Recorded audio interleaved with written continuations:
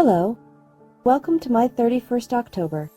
I'm Lucky27, and this is a series of stories I have often told about my life. This is part 3 of the story entitled Apartment Hauntings. So I was trying to get some sleep that night.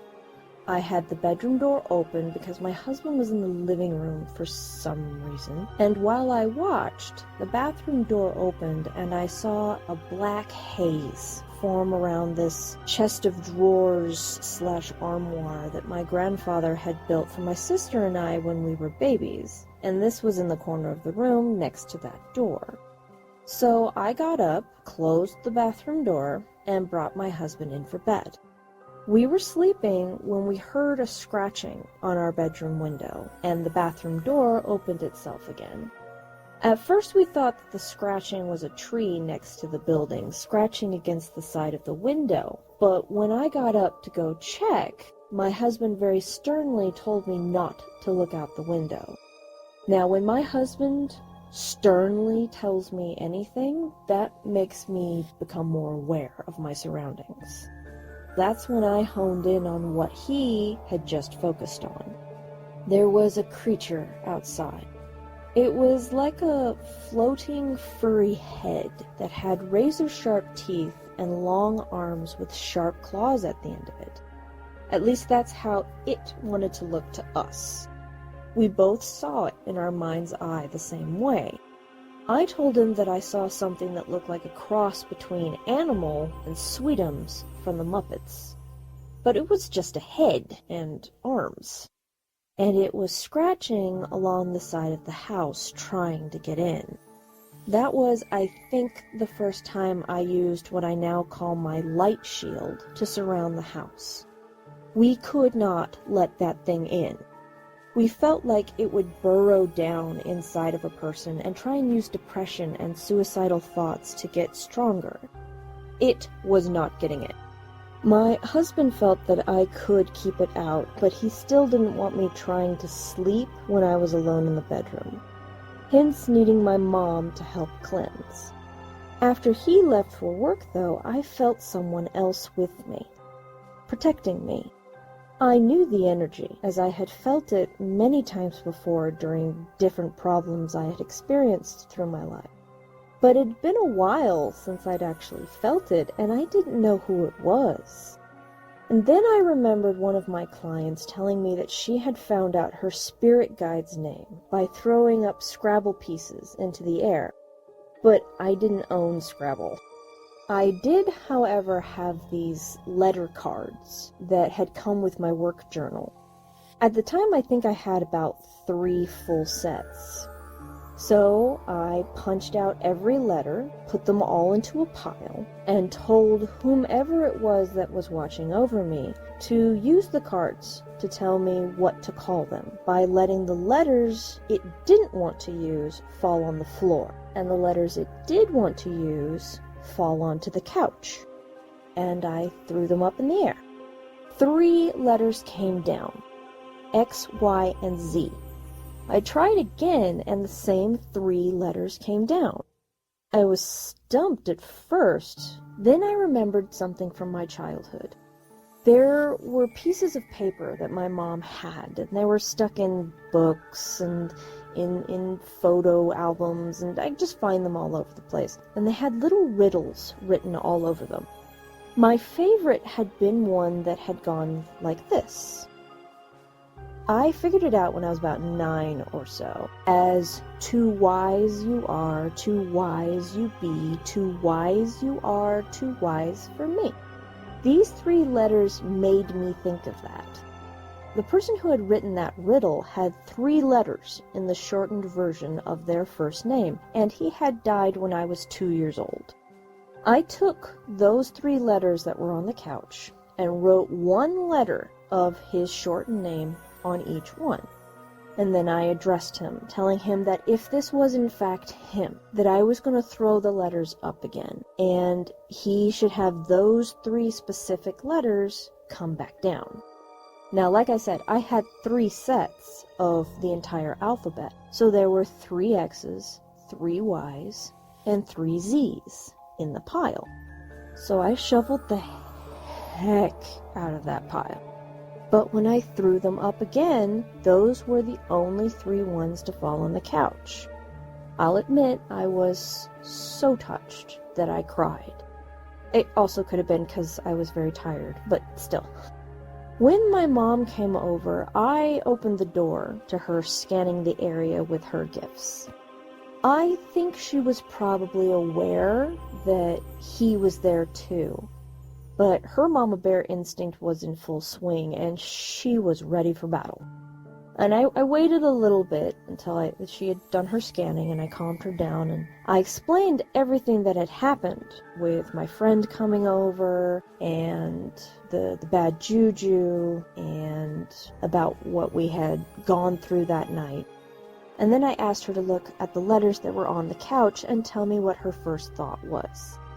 I told her nothing about that situation, and only the X, Y, and Z were on the couch. She looked at it and she smiled. She said that it reminded her of one of the riddles that her father used to write. And then I turned the letters over so that she saw that it spelled out her father's nickname. I told her how it had happened, and she told me that she knew her dad was hanging around me at certain times to protect me. She wasn't surprised at all that he had come in like the Papa Bear he was to keep me safe from what was trying to get in and what was already in. After that situation, she took a tour of the apartment, naming off everything that she was picking up. She picked up on the past lodger's fight with drug addiction, stating that Chewie had probably been attracted to our place because of that, especially on the porch. She picked up on the hellhound, or devil dog, in the dining room, as well as the peeping Tom, the Victorian Child, and the spirit dog. For reference sake, the Victorian Child was a little boy, maybe 4 years old, in Victorian clothes, that hung out in the living room, as that was the only safe place in the entire apartment. He liked to run his fingers through my hair whenever I was trying to sleep on one of the couches out there. The spirit dog wasn't really a dog, or we don't think it was. His ears would appear behind the couch whenever it was going to be a bad night. But his ears were the only thing that we could see. He was a comforting thing, and we were very thankful for the warnings that he would give us. And it was very cute, because he had one ear that was straight up, and the other one would flop down halfway.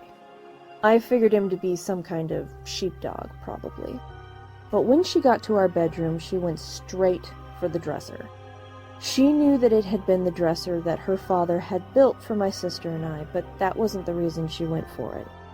And she was pondering over it for about a minute before she asked me what I used to have in the bottom 2 drawers that were in the main section of the dresser. I told her that I used to have DVDs in them when I used to live with a coworker of hers. And she told me that one of those DVDs had been a cursed object, and that the 2 drawers were now a portal of some kind. One for things to get in, one for things to get out. I asked her why it had just started being a problem now, when I had lived with her coworker over a decade before. She said that something I had above it wasn't there anymore, and that it had been keeping things away. She then whipped around and made a "ah" sound. She was pointing to a picture that was above my grandmother's sewing desk on the other side of the room near the head of my side of the bed. "Did that used to be above the dresser?" she asked. I had to think about it. I honestly did, because I couldn't remember, because I didn't normally just think about where to put this thing. But from what I could recall, I answered yes, because it had been. I usually put that picture on the wall above the dresser in most of the places I had lived since being with that coworker. I didn't have that picture when I was living with her coworker. The thing about this picture is that it was my grandmother's. I had seen this picture since I was a child. It was usually in the small bedroom, the one I hated if you've seen the video about the closet. It's a picture of 2 little kids playing near a cliff, and there's a large angel holding her hands above their heads to keep them safe. I had moved into my grandmother's house right after I lived with my mom's coworker. She had needed my room for her new baby, and my grandmother needed somebody to come live with her because she kept falling. When I moved in with her, the angel picture was moved into my bedroom, and she told me that I could have it when I moved away. Since that time, it had been above the dresser, until we moved into that place. My mom told me to switch it back to over the dresser. Then she smiled and said she had no idea where that picture had gone, but she should have known that I had it. I told her that grandmother had given it to me since I was living with her, and she knew how much I loved it since I was little. My mom then smiled wider and asked me if I knew whose picture that was. I told her that I had thought it was Grandma's, but she said no, it was Dad's. He used to pray in front of it nearly every day. It was one of his favorite pictures. So I moved the pictures around as we were talking. After that, the bedroom did feel a lot lighter. My mom cleansed the dresser and then put her Bible, which she brought with her, into the bottom drawer. The apartment did feel better after that, but we both knew that that wasn't the end of things. That place was way too active to have just been coming from my dresser, and my grandfather and mother could only do so much. On a side note, my mom ended up telling my sister that she had needed to leave her Bible with me, and so my sister reached out to me and asked me if I would like to have a Bible that had belonged to her late fiancé, who was a regular visitor of mine after his death. I said that I would be honored, and the Bible remained in that drawer until the dresser went into storage. It's now always sitting next to my side of the bed. This story will be concluded in part 4. Thank you for watching. I hope you enjoyed the journey with me. I'm not sure how often I'll be posting something here, so leave a like, hit the subscribe button, and the bell, so you get updated when I do post. If you have questions or you want to know more about something I've said, please leave a comment and maybe I'll make a video explanation on the subject. But please be polite and courteous with the comments. My feelings don't get hurt, but the world has enough hate and judgment in it. It doesn't need yours on this video. If you think you know who I am, please don't leave a comment guessing my identity. Just send an email to the address in the description box. Thanks, and I'll see you when I see you.